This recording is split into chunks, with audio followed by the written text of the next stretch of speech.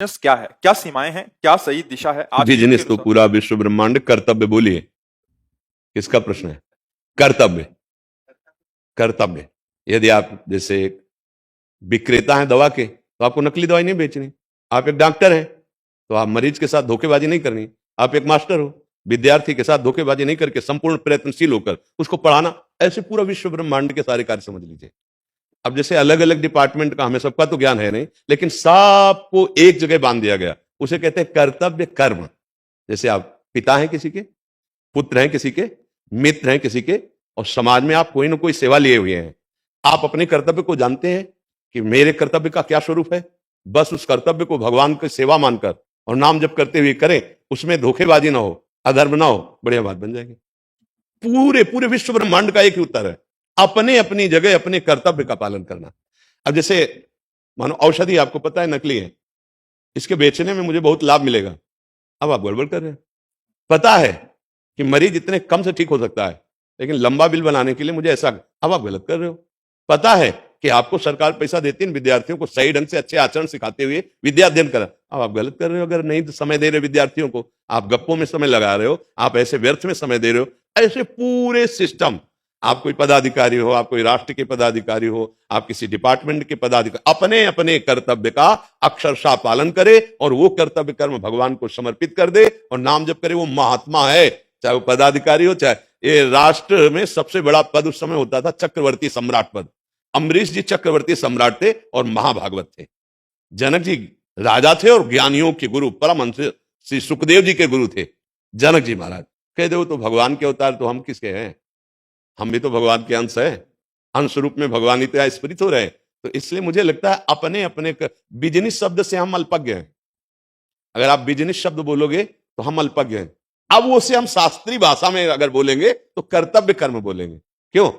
आपका क्या प्रश्न था? महाराज इनका यही भाव है कि जो ये बिज़नेस की सीमाएँ क्या रहेंगी, परफेक्ट दिशा क्या है और आज के युग हाँ, के अनुसार वो कर्तव्य का पालन ही परफेक्ट सीमा है और परफेक्ट दिशा है। यदि हम अपने, अब जैसे स्वर्णकार है, अब ईमानदारी से वो आदमी स्वर्ण लाया है, आप ईमानदारी से उसी स्वर्ण के आभूषण बना दीजिए, पैसा ले लीजिए, उसमें मिलावट मत कीजिए, असली को नकली में मत बदलिए। हर बिजनेस हर जगह है। अब तौल कर रहे हैं और 50 ग्राम का चुंबक जो है ये लीजिए, अब आप जान रहे हैं कि आप 50 ग्राम कब तौल रहे हैं, ये ठीक बिजनेस नहीं है। अपने कर्तव्य आप महंगा कर सकते हैं कि भाई दूसरे जगह ये 10 रुपया किलो मिलते, हम आपको 11 रुपया किलो देंगे, लेकिन वो 11 रुपया जब दे तो 1 किलो सही तौल करके दो और असली वस्तु दो, उसमें मिलावट नहीं होनी चाहिए। अपनी अपनी जगह यदि सब सही हो तो वो भगवत प्राप्ति का हेतु हो जाए और सही दिशा हो जाए। अपने अपने कर्तव्य को सही ढंग से यदि निर्वाह किया जाए तो यही सच्ची दिशा है और यही इसकी सीमा है। यही आपको भगवत प्राप्ति करा देगी, भगवान प्रसन्न हो जाएंगे। बहुत गलत हो रहा है। प्रायः कोई 100 में 1-2 होंगे जो अपने बिजनेस को कर्तव्य मान के कर रहे हैं, नहीं तो हर जगह हम कुछ मिलावट, कुछ कपट, कुछ झूठ ऐसा। और वो हम अपने परिवार के लिए नहीं, वो चीज अपने परिवार को नहीं दे सकते, लेकिन उससे जो आया हुआ धन है वो उससे भी खतरनाक है। जो आपने गलत करके धन कमाया है वो आपका सर्वनाश कर देगा। इसलिए हम सबसे प्रार्थना करते हैं कि तात्कालिक वर्तमान के लाभ को ना देखकर अपने और अपने परिवार के भविष्य के लाभ को देखो। अगर जो अधर्म आचरण करते हो तात्कालिक लाभ दिखाई देगा, लेकिन आप और आपके परिवार के भविष्य को चौपट कर देगा। और आज हमारी बुद्धियां थोड़ा सा विचलित हो रही कि जल्दी शॉर्टकट से करोड़पति बनना, नहीं, ऐसी खान पान की सामग्रियों में, ऐसे ही अपने अपने कर्तव्यों में। एक डॉक्टर हमारे यहां उसे भगवान मानते हैं, नहीं मानते कि डॉक्टर भगवान का स्वरूप है। अब मरीज ने अपने जीवन को आपको दे दिया, आप जो चाहे कर सकते। अगर आप उसके जीवन के साथ कपट करते हैं, उपहास करते हैं, आप कोई अनर्थ करते हैं, तो सबसे बड़ा डॉक्टर वो तुम्हारे साथ जब ऑपरेशन करेगा ना तो होश उड़ जाएंगे। नहीं, हाँ, गाड़ी में बैठे जा रहे हैं, बोले एक्सीडेंट हुआ, बोले इतनी नसें टूट गई कि डॉक्टर ही नहीं संभाल सकते।